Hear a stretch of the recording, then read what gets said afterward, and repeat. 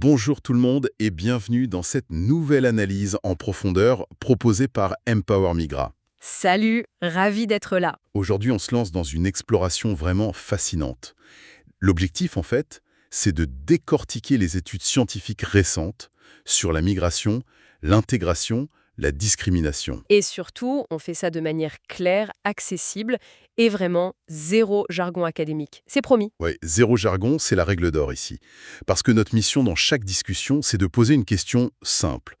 Que dit réellement la recherche et en quoi ça contredit violemment ce que la grande majorité des gens croient savoir? C'est souvent là qu'on a les plus grosses surprises d'ailleurs.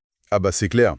Et aujourd'hui, on s'attaque à un refrain qu'on entend mais littéralement partout dans les débats publics. C'est cette fameuse phrase « On n'a rien contre la migration, on veut simplement ceux qui sont qualifiés ». Ah oui, la fameuse migration choisie. Voilà, sur le papier, ça semble hyper logique, très séduisant même.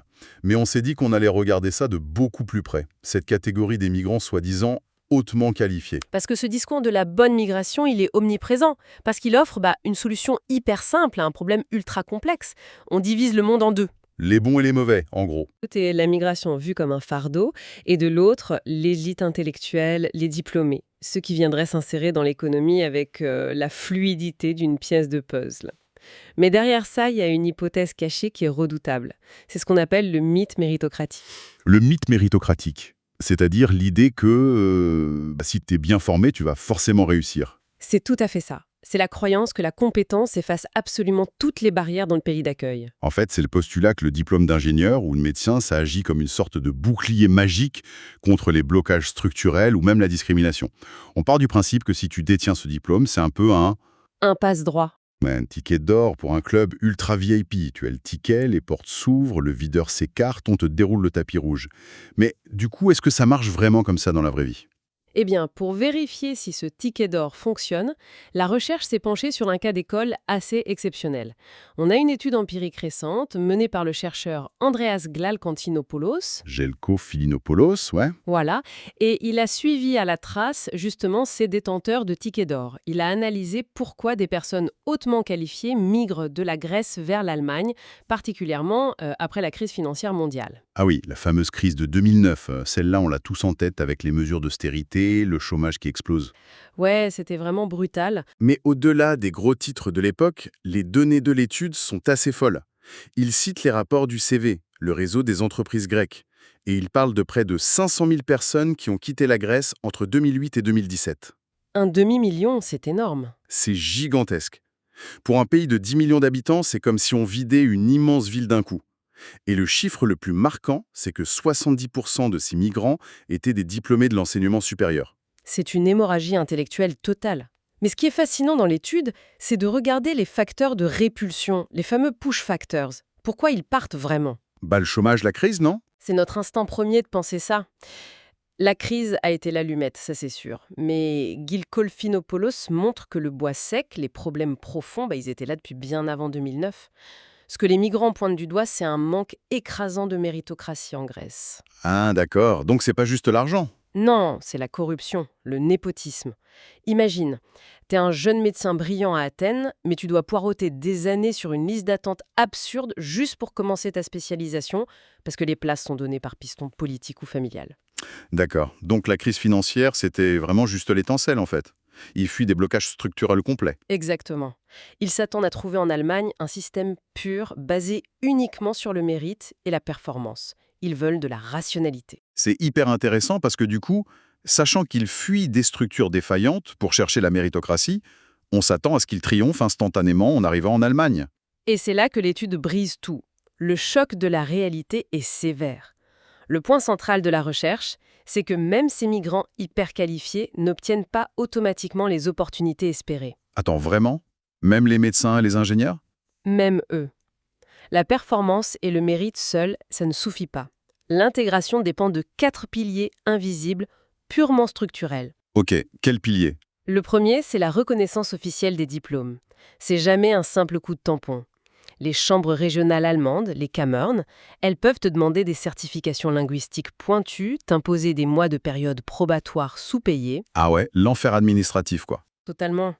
Le deuxième pilier, c'est l'accès réel au marché du travail qui est souvent super cloisonné. Le troisième, paradoxalement, c'est ce qu'il fuyait en Grèce. Les réseaux? Bingo. Les réseaux sociaux, ethniques, professionnels. Sans réseau, pour naviguer dans l'opacité du marché allemand, ton diplôme y sert pas à grand-chose. C'est fou ça. Et le quatrième pilier, c'est les obstacles institutionnels. Les exigences de résidence, l'administration fiscale, la galère pour faire valider ton expérience étrangère.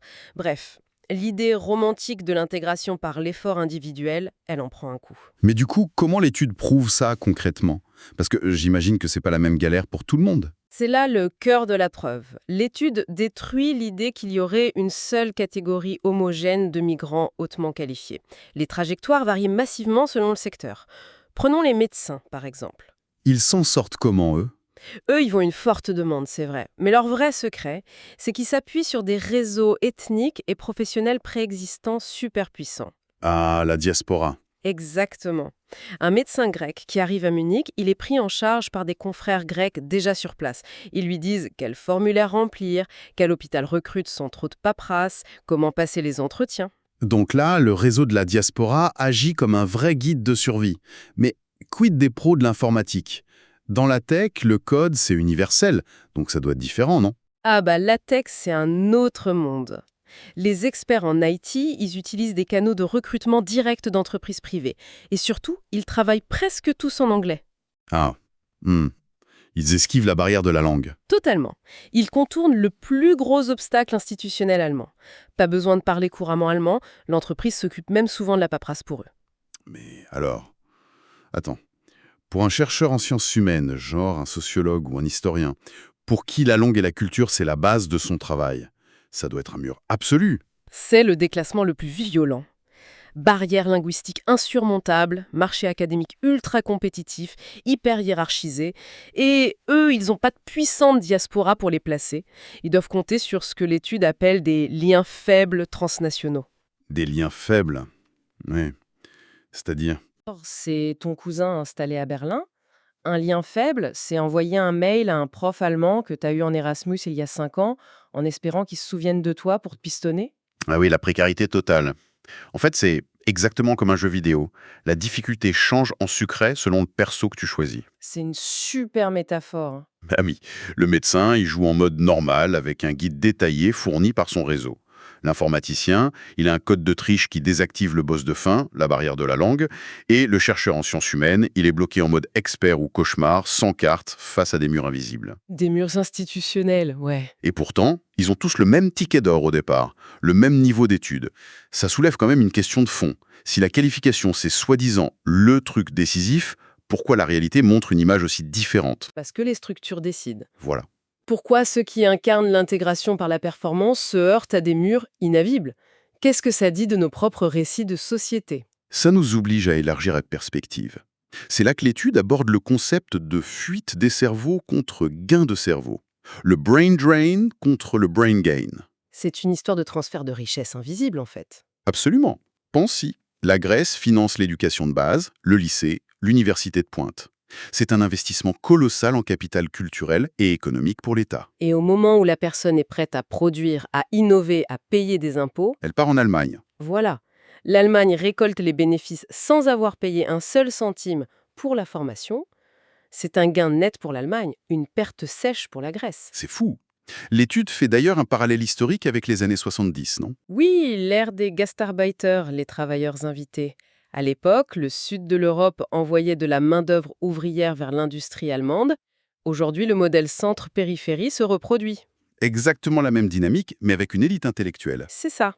Mais face à ça, l'étude mentionne un autre phénomène hyper intéressant, la stasis. L'immobilité, le fait de rester. Oui, certaines personnes choisissent consciemment de ne pas migrer malgré la crise. Pourquoi risquer le déclassement et la galère administrative en Allemagne quand on peut s'appuyer sur la protection de son réseau familial en Grèce? La famille sert de filet de sécurité. Ça prouve bien que la migration, c'est jamais une simple équation mathématique genre salaire A contre salaire B. Mais il y a un truc qui me chiffonne. C'est presque un paradoxe. Lequel? Si l'Allemagne obtient gratuitement une main-d'œuvre hyper qualifiée dont elle a cruellement besoin, logiquement, l'État devrait dérouler le tapis rouge, éliminer toutes les barrières administratives, non? Le fait que ces blocages institutionnels subsistent, ça montre à quel point le système est irrationnel. C'est une contradiction majeure. D'un côté, l'économie réclame ses talents, de l'autre, l'administration dresse des murs défensifs. Et cette absurdité structurelle, elle nous amène à la vraie conclusion de l'étude. Sur la responsabilité individuelle. Exactement. Si l'accès aux emplois dépend de règles de validation arbitraires, de réseaux, et pas juste de tes compétences, tu ne peux plus accuser l'individu de ne pas faire d'efforts. C'est clair. On peut plus dire s'il n'a pas réussi, c'est de sa faute. Ça nous amène d'ailleurs à la synthèse de notre discussion d'aujourd'hui. Ce qu'il faut retenir, la leçon principale, c'est que la migration n'est jamais un sujet purement individuel. Absolument jamais. C'est intimement, profondément lié aux conditions structurelles. L'étude pose un constat implacable. Si même ceux qui sont considérés comme les plus qualifiés, les plus désirables, n'arrivent pas automatiquement à s'intégrer, Ben, le problème vient pas d'eux. voilà, le problème réside dans les structures mêmes qui distribuent et qui décident des opportunités. Eh bien, merci beaucoup pour cet éclairage. C'était une analyse en profondeur proposée par Empower Migra. N'oubliez pas notre devise, Empower Migra, comprendre commence par l'écoute. Merci de m'avoir reçu. Et pour clore cette discussion, je laisse une petite graine dans l'esprit de ceux qui nous écoutent aujourd'hui. Si les règles européennes de libre circulation finissent en pratique par vider structurellement la périphérie de ses talents pour enrichir le centre économique, et tout ça sans même garantir une intégration juste à ces professionnels, est-ce que le noble idéal européen de mobilité ne cache pas au fond une nouvelle forme de colonialisme intellectuel ? C'est une question à méditer. À très bientôt pour un nouveau décryptage.